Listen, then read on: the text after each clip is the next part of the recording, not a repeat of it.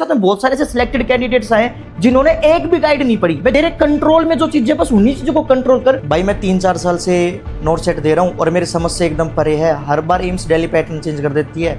पिछली बार भी मेरे 2-3 नंबर से रह गया था, पिछली बार भी मेरा 1 नंबर से रह गया था। मेरे समझ में नहीं आ रहा मैं कैसे सिलेक्शन लूँ। सारी तो बुक पढ़ ली, पीआर पढ़ ली, टारगेट पढ़ ली, एनक्लेक्स पढ़ ली, फिर भी मेरा सिलेक्शन नहीं हो रहा। फिर भी कभी पैटर्न चेंज की वजह से हो जाता है, कभी पेपर मेरे हिसाब से नहीं आता। और अभी तो तूने सीआरई का पेपर ही देखा हुआ है, उसमें HIV और टीबी पूछ लिया। अब मुझे समझ में नहीं आ रहा मैं पढ़ूँ तो पढ़ूँ क्या, और 1 महीना पेपर को रहा है। तू बता मुझे मैं कैसे सिलेक्शन लूँ। देख भाई बात एकदम तेरी सही है, तू एकदम सही क्वेश्चन पूछ रहा है कि भाई हर साल एम्स डेली पैटर्न चेंज कर देता है, या फिर भैया अभी सीआरई का जो पेपर लगा उसमें HIV और टीबी पूछ लिया। मैं तेरे से एक सिंपल क्वेश्चन पूछता हूँ, तूने मेरे से पूछा, मैं तेरे से पूछता हूँ। अब नोट सेट 8 लगने वाला है। नोट सेट 8 के अंदर कोई ना कोई तो ऐसा बच्चा होगा जो ऑल इंडिया फर्स्ट रैंक लाएगा या लाएगी। लास्ट 4-5 साल से जितने भी नोट सेट हुए हैं, उन नोट सेट के अंदर काफी लड़कों की भी रैंक आई है ऑल इंडिया फर्स्ट रैंक, और इसके अलावा लड़कियों की भी आई है। तो अपन इसके अंदर 80-20 को भी नहीं मान सकते कि भाई 80-20 है, लड़के भी रैंक तो ला ही रहे हैं। दूसरी बात, आज अपने दिमाग के अंदर ये सोचकर बैठे कि भाई मेरा तो पैटर्न चेंज होगा, पता नहीं कैसा क्वेश्चन पेपर आएगा।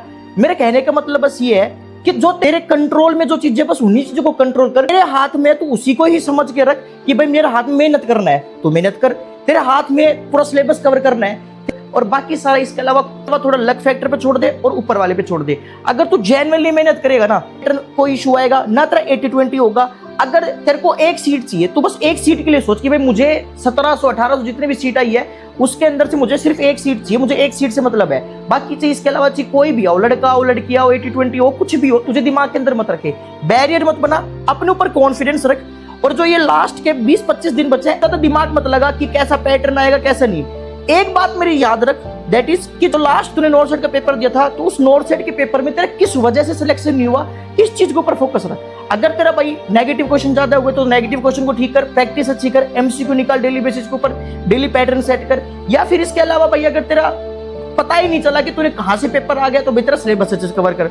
यही 2 मोस्ट इंपोर्टेंट चीज होती है जिसकी वजह से सिलेक्शन रुक जाता है। बाकी इसके अलावा थोड़ा बहुत लक फैक्टर भी है। लक फैक्टर के अंदर तू कुछ नहीं कर सकता, बस मेहनत कर सकता है। अगर तू मेहनत अच्छे से करके जाएगा, दिन रात एक कर देगा ना, और सच्ची शिद्दत से ईमानदारी से मेहनत करेगा, तो ऊपर वाले भी तेरा साथ देगा। नियत साफ रख, बाकी सब ऊपर वाले पे छोड़ दे। बाकी इसके अलावा मेहनत करता रहे। मैं तो बस तुझे ये कह सकता हूँ। ठीक है भाई, जो तूने मेरे को बताया मैं कोशिश करूंगा उसको इंप्लीमेंट करने की। लेकिन मेरी ये चीज समझ में नहीं आती कि लास्ट के 20-25 दिन के अंदर कोई मेरे जो सीनियर जो ऑलरेडी लग चुके हैं, कोई बोलता है कि मेरे को लिपिन कोड पढ़ ले, कोई बोलता है कि टारगेट पढ़ ले, कोई बोलता है कि भाई एनक्लेक्स बहुत जरूरी है, कोई बोलता है कि मैंने पीआर पढ़ के सिलेक्शन लिया है।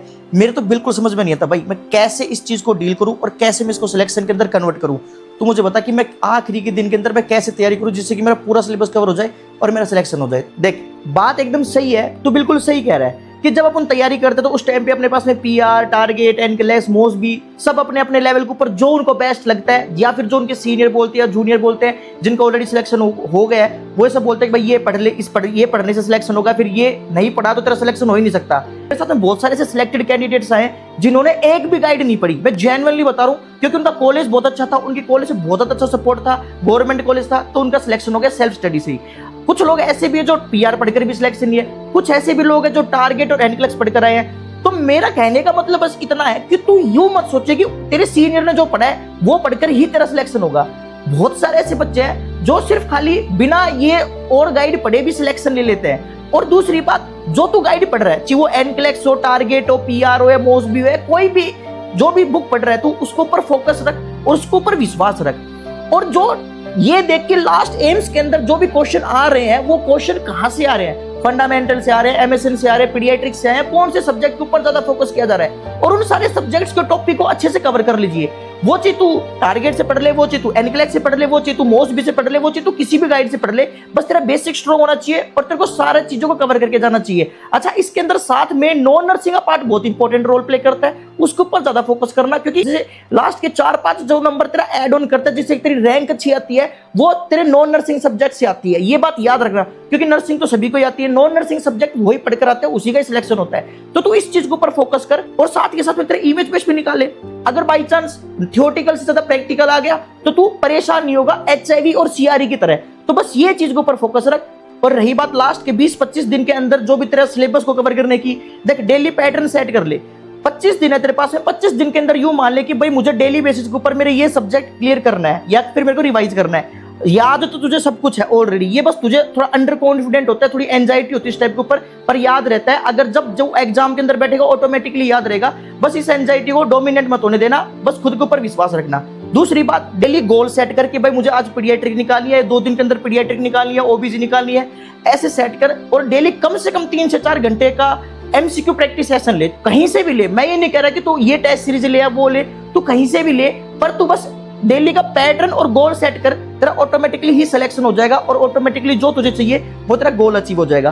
पर तू यूं सोच कर रहेगा कि यार मेरा तो इस वजह से नहीं हो रहा, मेरे सीनियर ने क्या बोला था। लास्ट टाइम के ऊपर खुद के ऊपर विश्वास, जो तूने डाटा पढ़ा है उस पर ट्रस्ट, और इसके अलावा कॉन्टिन्यूटी, आंख बंद करके जो लास्ट प्रीवियस ईयर एग्जाम के अंदर पूछा गया है उसके ऊपर फोकस करेगा ना भाई, यही अल्टीमेट चीज है जो तुझे सिलेक्शन दिलाएगी और जो तेरा गोल है वो अचीव करवाएगी, और जो तू चाहेगा वही होगा। बाकी बेस्ट ऑफ लक, और ऐसे तैयारी करता रहे। और आप भी वीडियो अच्छी लगी हो तो मुझे कमेंट सेक्शन के अंदर जरूर बताना कि ये वीडियो कैसी लगी आपको, और फ्यूचर में अगर आपको ऐसी वीडियो चाहिए तो।